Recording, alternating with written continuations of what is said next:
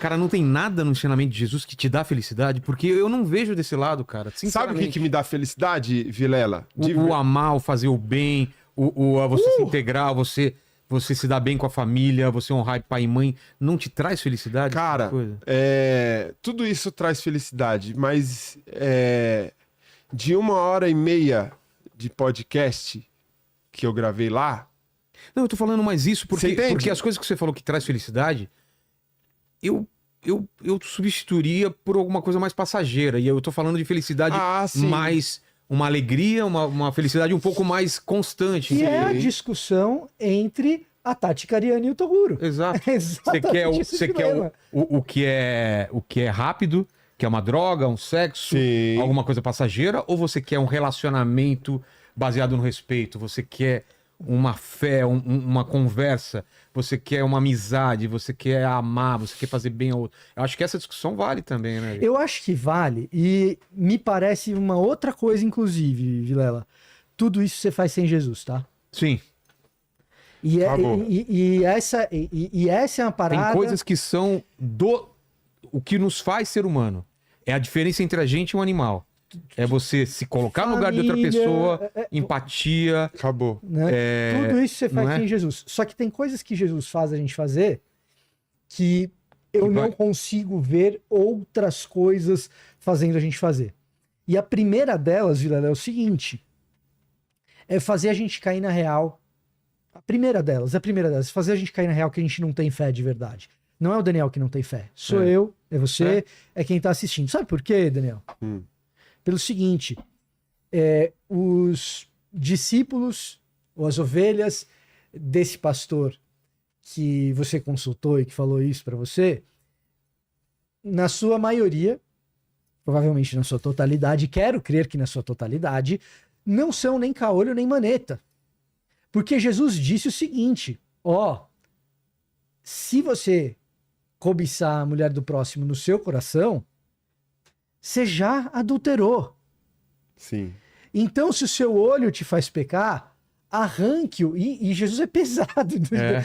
Porque ele não fala só arranca o olho, ele fala arranque-o para você não perder o corpo inteiro no inferno.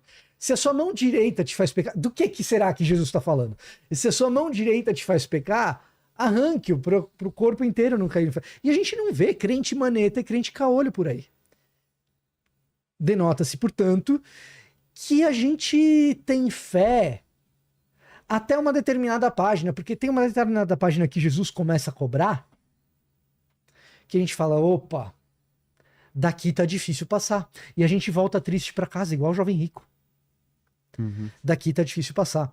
Então, se a gente não entende a graça que Jesus concede, o favor que ele concede, se a gente não entende a misericórdia que ele concede, mesmo cobrando tanto, nos abraçando nos nossos erros, a gente sempre vai voltar para casa triste. A gente sempre vai voltar para casa frustrado. Porque nenhum de nós tem essa fé toda, não. Nenhum de nós é um dínamo de fé. Dá outra face. Como é? Não é fácil. Dá outra face, dá um manto. O que a gente vê muitas vezes é um discurso extremamente violento de dizer que aquele que nos provoca mal merece uma bala na testa. E não outra face, e não também o manto. Então, cara, o discurso de Jesus, ele é extremamente pé no chão no que diz respeito a mostrar quem de fato nós somos. Mas ele é revolucionário nesse sentido. Nesse sentido, ele é. Não é revolucionário no sentido de depor um sistema. Jesus não estava preocupado em derrubar César. Não foi para Roma, não foi para Roma derrubar César, não juntou exército. Então, nesse sentido, ele não é revolucionário. Entretanto, ele não foi morto político para você? Também. Foi. Motivos políticos e religiosos. Foi. Só que essa conspiração política que acontece para matar Jesus, ela é também uma conspiração complexa que se dá em certa dose pela frustração com a figura de Jesus enquanto líder político, que não é um líder revolucionário. Então, sim, você declarar que Jesus é o Messias, especialmente declarar que ele era o Senhor, e aí já depois de Jesus morto e ressurreto, isso já no começo da história da igreja, você declarar que ele era o Senhor, essa certamente era uma frase que tinha conotações, ou pelo menos implicações anti-imperiais. Ponto. Por quê? Porque Senhor era César. Porque Senhor é o imperador romano. Entretanto, pelo menos na narrativa dos evangelhos, as diversas oportunidades que Jesus tem de ser um líder militar, ele recusa. De ser um líder militar no seguinte sentido: eu sou o Messias prometido, então agora nós vamos iniciar um processo revolucionário contra Roma. Isso Jesus recusa. E isso no ano 70 é o que a gente observa com a Revolução de Bar Kokhba. Então, existe Messias que quer esse papel. E é por isso que o Templo de Jerusalém é destruído por Roma, etc. E bem depois de Jesus, no ano 70, mas ainda no primeiro século. Jesus, entretanto, ele frustra lideranças de Jerusalém. E essa frustração certamente pode ser entendida como ação política junto ao povo. Essa liderança de Jerusalém... Mas ele cria também um alvoroço quando ele começa a bater nessa base na crença das pessoas, de o pessoal lá falar, cara, ele tá começando a falar disso, por que não daqui a pouco instaurar uma coisa maior? Tem esse medo também daquilo crescer, né? Claro que tem, claro que tem. E das autoridades religiosas judias da época também fala, pô, especialmente em Jerusalém. O cara chega aqui e bota tudo para baixo. E aí essas autoridades em Jerusalém começam a perceber uma popularidade de crescente. Jesus. Eles têm medo de perder o poder deles. Claro. Essas autoridades religiosas concentradas em torno do templo, principalmente quando Jesus faz a entrada triunfal, eles percebem, esse cara representa uma ameaça pro nosso poder. Pro nosso poder estabelecido aqui. E então o que eles fazem? Eles usam do próprio expediente do Império Romano para assassinar Jesus. Crucificação não é um método de execução judaico. Crucificação é um método de execução que surge na Pérsia, pelo menos é o registro mais antigo que a gente tem, e se populariza em Roma de modo absurdo. E então a liderança de Jerusalém manipula Pilatos e a autoridade romana para crucificar Jesus, que é percebido como um dos bandidos ali da época. Mas voltando na questão da felicidade, na questão da alegria, o que parece que Jesus está fazendo, e o que parece revolucionário, Vilela, Dani, é o seguinte, é que essa mensagem de abnegação, de uma luta impossível contra um império, que se torna também uma luta contra os meus colegas judeus, que só vai me trazer perseguição, que só vai me trazer menos privilégios financeiros. Você pega a galera grega que Paulo estava pregando, várias vezes o que está implícito na pregação de Paulo é, olha, as guildas comerciais que vocês fazem parte aí, mano, não dá. Tem idolatria no meio, não rola. E apesar de todas essas renúncias, o que parece é que esse movimento ganha aderência, essa adesão é muito intensa, e essas pessoas, no pouco, conseguem se alegrar. É o relato de Atos 2, 42 a 47, que aquelas pessoas que vão se tornando cristãs no contexto de Jerusalém, elas estão desafiando toda a lógica local, todo o status quo. Mas ainda assim, quando eles começam a se engajar na prática do que Jesus ensinou, elas alcançam não só um senso de completude em si mesmas, de um companheirismo que você acabou de mencionar, Dani, que é, cara, o meu brother veio pra mim e falou, cara, eu acredito nisso que você tá fazendo. Ele pode não ser o diácono, ele pode não ser o evangelista, não é a líder do círculo de oração, mas é o meu brother. Cara, o nome disso no Novo Testamento é irmão. Até então a gente não chamava ninguém de irmão, a gente banalizou. Agora eu vim 2 vezes no Vilela, eu falo, Vilela é meu brother. Mas até então, a gente não pegava uma pessoa que estava fora da família consanguínea e falava assim, Vilela, você é meu irmão, cara. E nessas coisas, a vida de quem nem tem tempo de pensar em felicidade começa a ganhar um tipo de sentido, de propósito, que faz com que aquelas pessoas se sintam completas. E me parece que para a gente conseguir alcançar o tipo de felicidade que Jesus está propondo, a gente precisa se envolver com gente que não tem tempo de pensar em felicidade.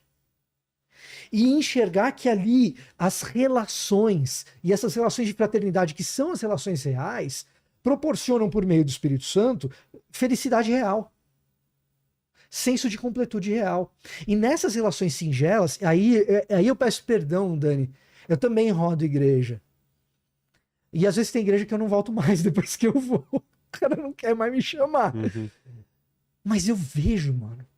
E quando eu vejo um cara que chega... Por isso que eu queria humanizar o teu relato. Quando eu vejo um cara que chega e fala o seguinte, pô, o meu brother, independentemente da tua teologia na época ou hoje, independentemente da articulação teológica tá certa, de você saber exatamente o que você estava fazendo, mas o que estava no teu coração é, o meu brother tá mal, ele precisa rir. Maluco, se isso não é transcendente, eu não sei o que é, velho.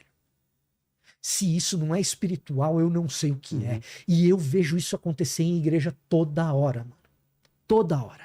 É direto. Alguém pode chegar e dizer pra mim assim, não, mas acontece fora da igreja também. Beleza, vamos conversar caso a caso, não tem problema, vamos.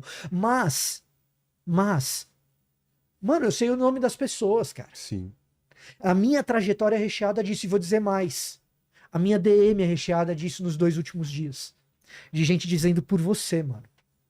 De gente dizendo, eu já ri com esse cara. Esse cara já me fez bem. Trata ele bem. Trata ele com carinho. E aqui, eu não quero ser o maluco que ganha pela gentileza. Não é isso que eu tô fazendo. O que eu quero é trazer uma verdade de coisa que aconteceu nos 2 últimos dias. De uma galera sensivelmente tocada.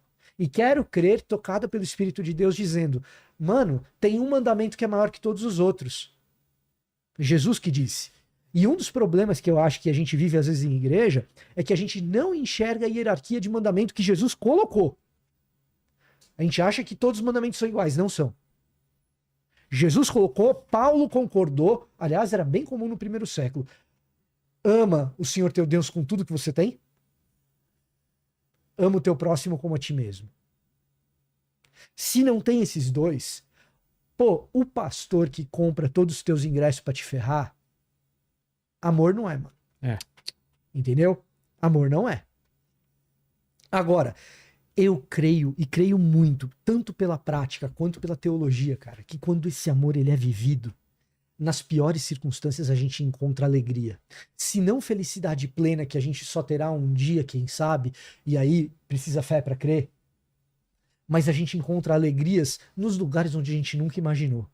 Teve uma vez, Dani, que um morador de rua interrompeu a minha pregação. Faz um tempinho, coisa de 1 ano talvez, um morador de rua entrou na igreja, uma pessoa em situação de rua, né? Entrou na igreja e sentou, tava ali assistindo o culto, assistindo a pregação. E aí, no meio da pregação, ele fala o seguinte, cansei das suas historinhas. Se você for falar de Jesus, eu fico. Se não for pra falar de Jesus, eu vou embora. Nossa. Receba. Cara, quão constrangedor é pra um pregador ouvir uma coisa dessa? Sim. Né? É profundamente constrangedora. Mas, cara, ver a minha comunidade local correndo pra abraçar o cara, impedir o cara de sair, chorar com o cara, Sim. me permitir terminar minha pregação pra eu conseguir ir lá ver o cara e conversar com ele, isso acontecer, mano, se eu não posso chamar isso de alegria, eu não sei mais o que eu posso chamar. Sim. Então, me parece também, e eu tô falando me parece muitas vezes porque eu tô nervoso e aí a gente usa muleta linguística. Eu uso caramba. mano, muito mano. Eu tô pensando desde o começo, falei nenhuma vez, né, Mas, mano?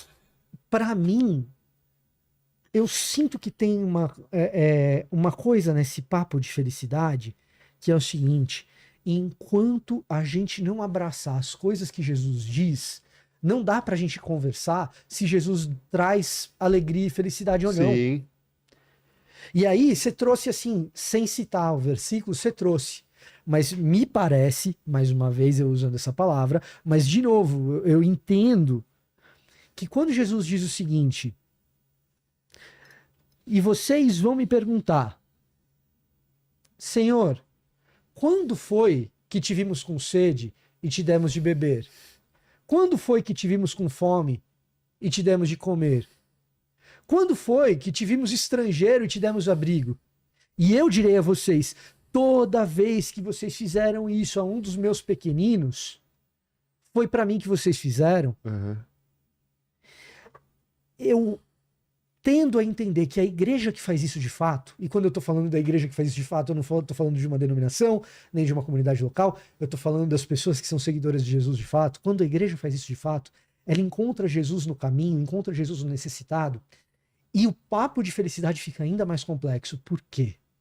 Porque a gente encontra dor profunda, e no meio da dor profunda é injusto a gente se sentir feliz. Sim. No meio da agonia, no meio da angústia, é injusto a gente se sentir feliz. Mas é no meio da angústia profunda que surge um negócio chamado esperança. Esperança não é uma palavra otimista nem positiva. Esperança é a gente encontrar na vida daquela pessoa onde não tem nada mais que ela possa esperar, de repente ela esperar. Só existe luz no fim do túnel se estiver no túnel. Se a gente não reconhece que a gente está no túnel, não tem luz no fim do túnel. E então, quando a gente encontra aquela dor, às vezes aquela dor é nossa, mas quando a gente aprende a compartilhar da dor do outro ali, a gente enxerga essa coisa maravilhosa, incrível, extraordinária chamada esperança, que permite que num mundo caído como é o nosso, cheio de crueldade como é o nosso, encontrar sentido e falar, opa, se eu não tenho felicidade plena aqui ainda, pelo menos momentos de alegria dá pra ter. Então, por isso que quando eu reagi ao teu vídeo, eu falei, olha, eu discordo do que o Daniel... está falando que você está muito fofo aqui, que no seu vídeo você pegou mais pesado, Vitor.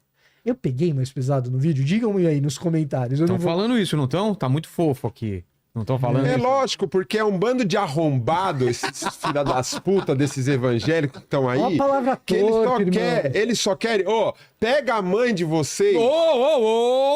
Lembra que eu fiz a ilustração que é outra mãe, não é a mãe de verdade.